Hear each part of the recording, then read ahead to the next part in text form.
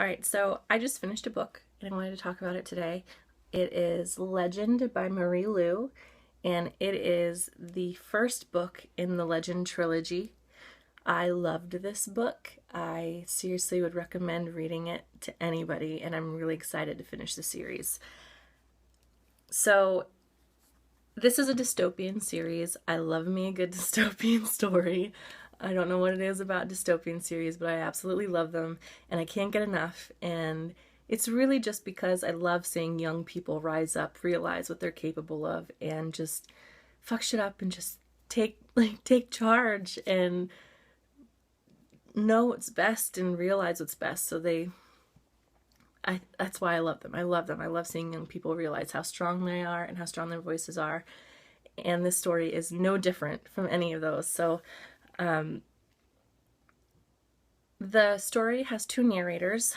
We have Day, who is our hero, and June, who is our heroine. They are completely different characters, completely. Like, nothing about them is kind of the same in the beginning. She's a huge Republic supporter. She's rich. She is super smart. And then there's Day, who's basically a fugitive, and he's running away from the Republic, trying not to get captured. He's kind of like a modern day Robin Hood, I kind of want to say, because he takes from the rich and gives to the people that are less fortunate. And usually it's the people that he knows. So it's not really like a Robin Hood, but you get what I'm saying. So in this dystopian world, it takes place in dystopian Los Angeles, and when you come into it, the United States is split off into two. You have the Republic, which I want to say stretches from Colorado to the West Coast. So like the capital's in Colorado, and everything's all split off, I guess. You don't really know what's going on outside of California. They don't really venture that far out. So the rest is called the colonies, and there's a rebel movement called the Patriots, which I think is really funny because they actually use an American flag as their calling card when they do things. So there's the Patriots, and then there's the Republic. And the Republic is its own government. There's a president, kind of, he's a supreme command. I don't even know I don't even remember what they call him. I'm sorry. But he's been elected 11 terms. They have pictures of him, in every house has a picture of him. It's like almost like a totalitarian government, even though he's elected. So you meet Day first, and he kind of explains what's going on. At the age of 10 in this dystopian society, they take a trial, and basically the trial determines where you fall in this society. So there's the people that score high, and they're generally soldiers and government officials, and then it goes down the line. And if you fail the test, you get shipped off to a labor camp, basically. So you meet him, you find out that he failed his trial, and he escaped from what happens to these 10-year-olds when they get shipped off. So he escapes and he becomes a fugitive, and nobody knows who he is. Like, they don't have fingerprints for him or anything. They don't know his real name, and so they don't even know what he looks like.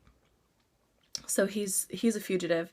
And then you meet June. You find out June is a prodigy because she got a perfect score in her trial, and she's a 15-year-old that's in college, and she's the youngest one there, and she's super smart, super agile. And basically where the story goes is she gets turned into a soldier, an officer rather, and she's sent out to find Day, and that story follows that. So if you don't want to hear anything else about the story, if that's enough for you, then I would stop watching now, because I'm about to get pretty spoiler heavy, because I loved this book and I just want to talk about it. So stop now. Stop. Okay. So from here on out, I just want to talk about a couple of things. I Absolutely love the character development of this, and learning about the poor versus the rich in this society and how vastly different it is. I love how conspiracy theory-esque this book is. With the plague and everything, and not really knowing what actually happens, it's really neat because the way the story unfolds, it was just so good. I love that they made Day, even though he's a fugitive, more of a hero. That he wants to spread the truth of what's going on, that these kids aren't really being sent to labor camps, they're actually being killed, and he is fighting to make sure that his brother doesn't share the same fate he did by failing the test, and just helping them out. The whole plague thing is super creepy to me because this to me seems like a more realistic dystopian series, how things end up, because I can totally see us factioning off, kind of like a civil war where there's the North and the South, but we have the East and the West, and this completely severed off part of the United States that doesn't know what happens with the rest of the country, has no idea what's going on. So the government is scaring these people into staying into this society, not questioning anything, by coming up with this plague. And it's a new plague every year, and it kills off so many people, and it just seems so realistic where biological warfare and everything would go in the future. And I love watching June kind of figure everything out bit by bit, just by Day giving her just little snippets here and there. I love how evil some of these people are. Even though they're barely part of the story, they're there, but they're not the main focus. You get an idea of what these people are really like, and how calculating they are, and how evil they are, and how they really follow orders blindly, without even questioning what they're doing is wrong. And my heart breaks for June, because her entire family basically is killed off because they're all so smart that they figure this out, and they slowly die. They all get killed by the government, and she's the next in line, and she figures all this out, and she helps Day escape, and it's so... I was like sitting completely like at attention almost the entire last half of this book. I love finding out that Day got a perfect score on his trial, and that they lied about it to cover it up, and they were using him to experiment to see what it is that makes someone score so high, to help the soldiers, and with the technology to help the soldiers be better soldiers, basically.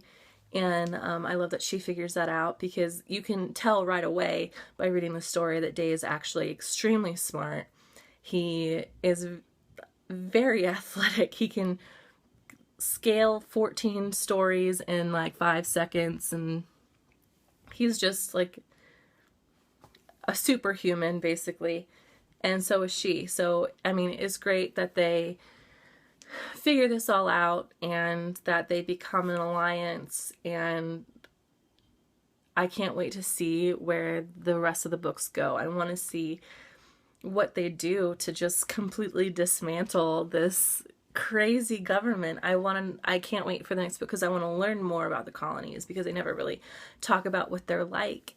And I can't wait to see more of this world, and to find out what happens. It's just, I got so sucked into this book. I just can't even, it's so good. I would definitely recommend this read to anybody. I don't care if they're into YA or not, because this is such a believable dystopian story of what our society could do. And I just think it's so great. so great how how our government hides food, would hide food from us. I can totally see that happening.